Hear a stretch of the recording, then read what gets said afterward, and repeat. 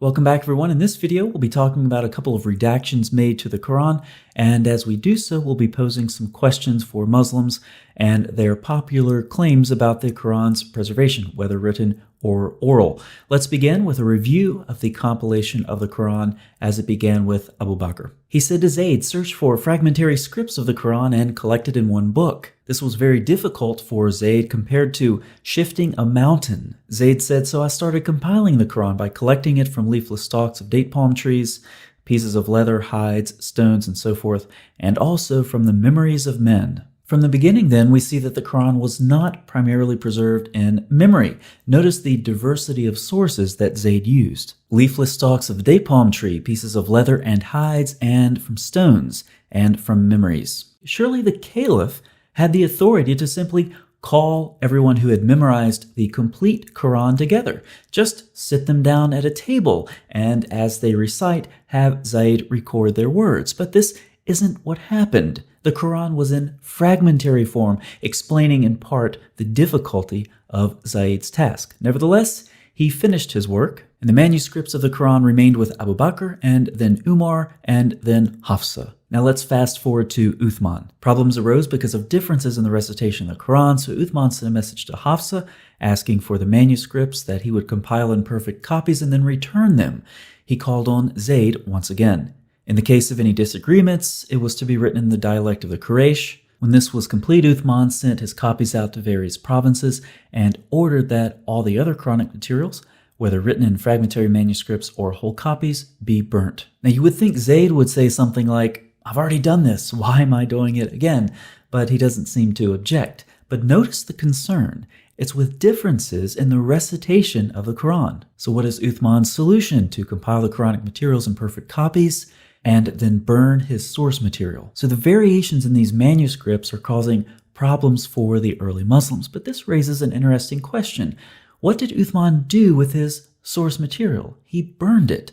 But if the Quran was preserved in memory, as many Muslims claim today, why didn't Uthman account for this fact?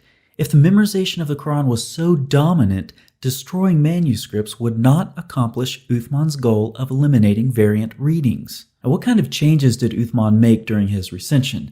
Well, of course, it's difficult to tell when you burn your source material, but we do have some reports about some problems with Uthman's recension. Numerous tafsir and other sources describe the 200 verses that were once in Surah 33. But when Uthman wrote out the codices, he was unable to procure more of it than there is today. And interestingly, according to Umayyad ibn Thabit, during the lifetime of Muhammad, Surah 33 had 286 verses. Notice these were recited in the lifetime of Muhammad and then lost after. So Uthman apparently lost several dozen verses out of just one surah, but he also made some unspecified changes. Abu Muhammad said whilst copying the mushafs, he burnt what he burnt from them from what he had changed intentionally or by mistake. Aisha's copy contained a variant reading of Surah 33:56, but this was before Uthman altered the scripture. There are dozens and dozens and dozens of these reports, so let's just leave them for now and move further down our timeline. Did Uthman eliminate all of the variant readings? No, he did not. In the early 8th century, al-Hajjaj, who is the governor of the Caliph Abdul Malik, is talking about a reading attributed to Abdullah ibn Masud, and he doesn't like it. He doesn't like it at all. I mean, he really doesn't like it. Al-Hajjaj swore that he would erase Ibn Masud's reading from the Mus'haf, even if it would be with a rib of a swine. On these early manuscripts, if you want to erase the ink off the parchment, you have to scrape it off with a stone or something of that sort. In this case, Al-Hajjaj says he would scrape Abdullah ibn Masud's reading off the manuscript with the bone of a pig. This is the guy revising your Quran, Muslims. And of course, it doesn't stop there. He also said he would kill anyone who is using Abdullah ibn Masud's reading. But this is ironic because Muhammad apparently said, learn the recitation of the Quran from these 4 persons, and Abdullah ibn Masud is one of them. So at the time of al-Hajjaj, apparently this narration didn't exist, or he didn't know about it, or he didn't care because he demonstrably violated what Muhammad says in this hadith. Now, what kind of changes did al-Hajjaj make? Once again, it's difficult to tell, but we can try to paint a rough picture. The sources report that the Caliph, Abdul Malik, instructed his advisor al-Hajjaj to revise the text of the Quran by changing the consonantal skeleton of certain words.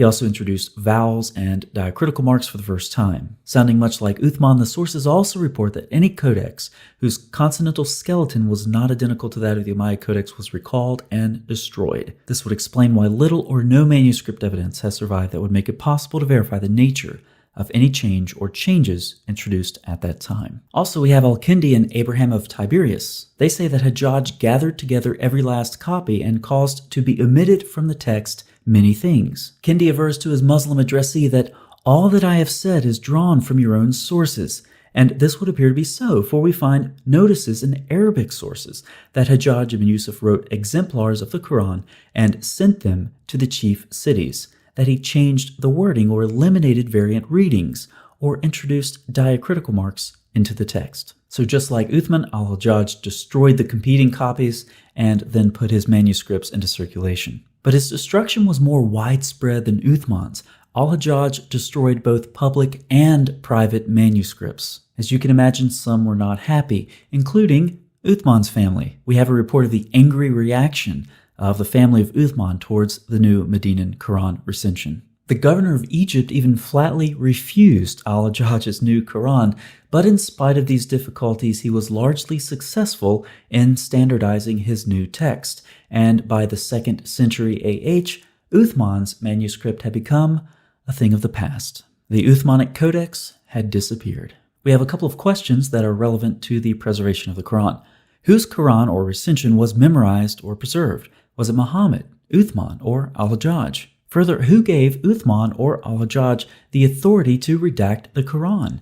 These are important questions that Muslims who want to claim the Quran has been preserved need to answer. Let's put this another way. On your screen, you have a timeline with dates for the various Qurans and or recensions.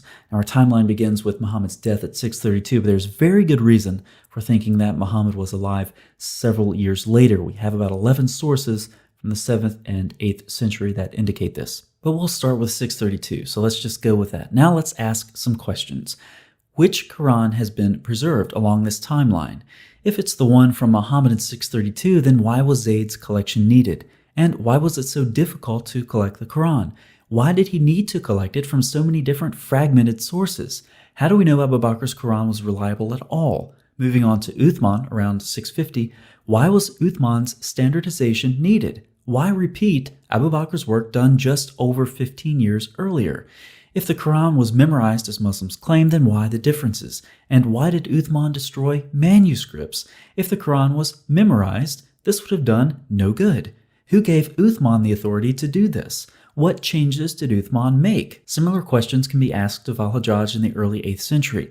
Who gave him authority? What was his motivation? What did he change? Why did he destroy the other Qurans? Why is it that at no point during these recensions do Uthman or al-Hajjaj indicate that oral preservation of the Quran will persist through their textual revisions? How can any Muslim possibly argue that the Quran was fixed in oral or written form before al-Hajjaj? The data say it was not. The concept of a fixed Quran in either Muhammad's time or Uthman's time is complete fiction. Now, there's more. Muslim scribes, just like other scribes, would count the words in their manuscripts as a way to detect errors in their copying. So let's look at some of these differences. With the verses, we do have a couple of abbreviations here. These just refer to the modern version with or without the Bismillah, depending on how many chapters you put that with. We also have variations in the number of words from about 77,200 up to 77,900, and consonants vary from about 300,000 to 363,000. Don't you wish we had word counts for all of those manuscripts that were destroyed? So Muslims, regarding the preservation of the Quran, which of these, if any, correspond to the memorized or the written Quran? One of them? All of them? What criteria do you use to choose between them? Which of these is the superior reading? We've been told there's only one Quran. Why all of these variants? Why all of these revisions? And why do we have so many variations, given that so many manuscripts were destroyed? Based on the evidence presented in this video, I draw numerous conclusions. I'll share 3 of them with you. Any theory of miraculous or perfect preservation of the Quran is complete nonsense. 2, given the destruction of Uthman and al-Hajjaj, it is impossible to know the original Quranic readings. And 3, the Quran could not have reached a stable form before the early 8th century AD. Muslims, if you want to object to this video, begin your comment by saying, I watched the entire video. And if you don't do that, I'll know that you didn't watch the video, and in typical Muslim fashion, you're trying to comment anyway. So let's see how many Muslims don't do this, and how many Muslims we can amaze with our psychic knowledge that they're trying to comment without watching the video. For the rest of you, thank you so much for watching. I'll see you next time.